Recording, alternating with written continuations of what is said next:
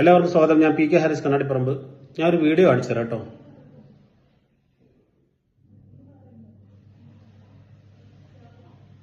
കണ്ടല്ലോ, ഇതൊരു ചൈനീസ് ഉപകരണമാണ്. പുതുതായിട്ട് ഇപ്പം മാർക്കറ്റിൽ ഇറങ്ങിയതാണ്.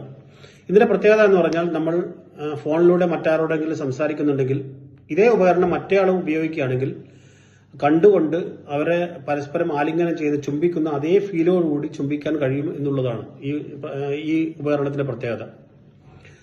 പഴയകാലത്ത് നമ്മൾ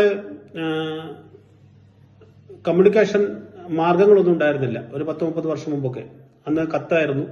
അന്നേരം തൂലികാ സൗഹൃദങ്ങൾ വന്നു, പിന്നെ ടെലഗ്രാം വന്നു, ഫോണ് വന്നു, പിന്നീട് വീഡിയോ ചെയ്യാൻ പറ്റുന്ന സൗകര്യത്തോടുള്ള ഫോൺ വന്നു. ഇപ്പോൾ ഇതാ ഇങ്ങനെയും വന്നിരിക്കുന്നു. പരസ്പരം സംസാരിച്ചു കൊണ്ടിരിക്കെ അടുത്ത എതിർവശത്തുള്ള ആരോടെങ്കിലും ചുംബിക്കണമെങ്കിൽ ഈ രണ്ടുപേരും ഇതേ ഉപകരണങ്ങൾ ഉപയോഗിക്കുന്നുണ്ടെങ്കിൽ പരസ്പരം ചുംബിക്കുന്ന അതേ ഫീലോടുകൂടി ചുംബിക്കാൻ പറ്റുമെന്നുള്ളതാണ് ഇതിന്റെ പ്രത്യേകത. ഏതായാലും ഇത് ഏറ്റവും ആദ്യം ഇത് ഇറങ്ങാൻ പോകുന്നത് ഗൾഫ് രാജ്യങ്ങളിലായിരിക്കും. കാരണം ഇങ്ങനെയുള്ള ടെക്നോളജി പരമായിട്ടുള്ള എന്ത് സാധനങ്ങൾ ഇറങ്ങിയാൽ ആദ്യം ഇറങ്ങുന്ന മാർക്കറ്റ് ഗൾഫായിരിക്കും. അത് കൊണ്ട് വാങ്ങുന്ന മലയാളികളുമായിരിക്കും. അത് TV ആവട്ടെ, VCR ആവട്ടെ, ക്യാമറ ആവട്ടെ, മറ്റു ഉപകരണങ്ങളാവട്ടെ, എന്തായാലും നമ്മളത് കണ്ടിട്ടുണ്ടെങ്കിൽ ഗൾഫുകാർ കൊണ്ടുവന്നിട്ടാണ് നമുക്ക് കണ്ടിട്ടുണ്ടാവും. ഇത് ആദ്യം ഇറങ്ങുന്ന ഗൾഫിൽ തന്നെ ആയിരിക്കും. ഇത് ആദ്യം ഇറങ്ങിയ ഉടനെ തന്നെ ഏറ്റവും വില കൂടുതൽ കൊടുത്തിട്ട് വാങ്ങുന്ന ആൾ ഞാനായിരിക്കണം എന്നുള്ള ചിന്തയോടുകൂടി ഗൾഫുകാർ അത് വാങ്ങിച്ചിട്ട് നാട്ടിലേക്ക് കൊണ്ടുവരാറുണ്ട്. അവർ വാങ്ങുമ്പോഴുള്ള ഉദ്ദേശം ഇത് വാങ്ങിച്ചു കഴിഞ്ഞാൽ, ഈ 2 വാങ്ങിച്ചു കഴിഞ്ഞാൽ ഗൾഫിലുള്ള ഭർത്താവിനോട് നാട്ടിലുള്ള ഭാര്യയ്ക്ക് ഈ രീതിയിൽ സംസാരിക്കാൻ പറ്റും എന്നുള്ളതാണ് ചിന്തിക്കുന്നുണ്ടെങ്കിലും യഥാർത്ഥത്തിൽ വാഴ നനക്കുമ്പോൾ ചീര നനയും എന്ന് പറയാറുണ്ടെങ്കിലും ഇപ്പോൾ ഇത് ഉപയോഗിച്ചു കഴിഞ്ഞാൽ വാഴയായിരിക്കില്ല, കൂടുതൽ ചീരയായിരിക്കും നനയുക എന്നുള്ളതാണ് എനിക്ക് കാര്യത്തിൽ പറയാനുള്ളത്. കുഞ്ഞിരാമായണം എന്നുള്ളൊരു സിനിമയുണ്ട്. ആ സിനിമയിൽ അവസാനത്തൊരു രംഗമുണ്ട്. ആര്യ നമ്മുടെ ബിജു മേനോനായിട്ട് ഭക്ഷണം കഴിക്കുന്ന രംഗം. അതിൽ ആര്യ പറയുന്നൊരു ഡയലോഗ് ഉണ്ട്. ഞാൻ താഴെ കൊടുക്കുന്നുണ്ട്, കണ്ടുകൊള്ളു. എനിക്ക് ആദ്യമായിട്ട് ലവ് ലെറ്റർ തന്നത്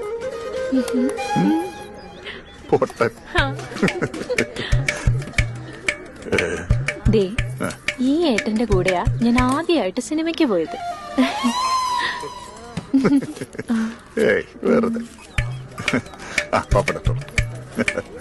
ദേ എന്റെ ദേഹത്ത് ആദ്യമായിട്ട് തൊട്ടത് ഈ ഏട്ടനാ.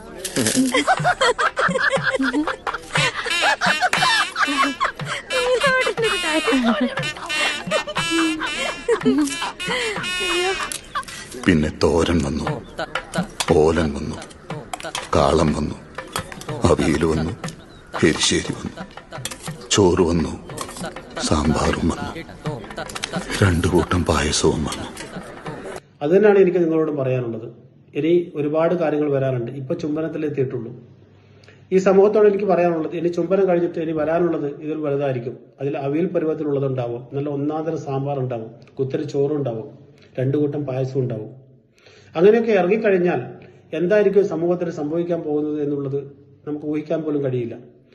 യൂറോപ്യൻ രാജ്യങ്ങളിൽ ഇപ്പോൾ തന്നെ ടോയ്കൾ ഇറങ്ങിയിട്ടുണ്ട്, സെക്സി ടോയ്കൾ. അതിനുള്ള ജിമ്മ് പോലെ അല്ലെങ്കിൽ കരാട്ടെ സെന്റർ പോലെ ഇതുപോലുള്ള സെക്സി ടോയ്കൾ ഉപയോഗിക്കുന്ന വാടകയ്ക്ക് നമ്മൾ അവിടെ മെമ്പർഷിപ്പ് എടുത്ത് കഴിഞ്ഞാൽ ആ ടോയ്കൾ നമുക്ക് ഉപയോഗിക്കാൻ പറ്റും.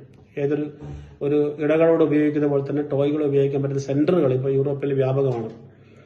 ഇനിയിപ്പോൾ ഇതുകൂടി വന്നു കഴിഞ്ഞാൽ ഇപ്പം ഇതിന്റെ ഒരു അനന്തമായ ഒരു വാണിജ്യ സാധ്യത കൂടി ഇതിലുണ്ട്. എന്താണ് സാധ്യത എന്ന് വെച്ചാൽ, ആർക്കെങ്കിലും എന്നെ വിളിക്കണമെങ്കിൽ ഇത്ര പൈസ തന്നാൽ മതി, എന്നെ വിളിച്ചാൽ മതി. വിളിച്ചു കഴിഞ്ഞാൽ എന്തൊക്കെ ചെയ്യാൻ പറ്റുന്നുള്ള കാര്യം ഇപ്പൊ ഇവിടെ ചുമതലത്തിലെത്തിയിട്ടുണ്ട്. എനിക്ക് കുറച്ച് കഴിയുമ്പോൾ എന്തൊക്കെ എത്താൻ പറ്റുന്നുള്ള കാര്യം നമുക്ക് ഊഹിക്കാവുന്നേ ഉള്ളൂ.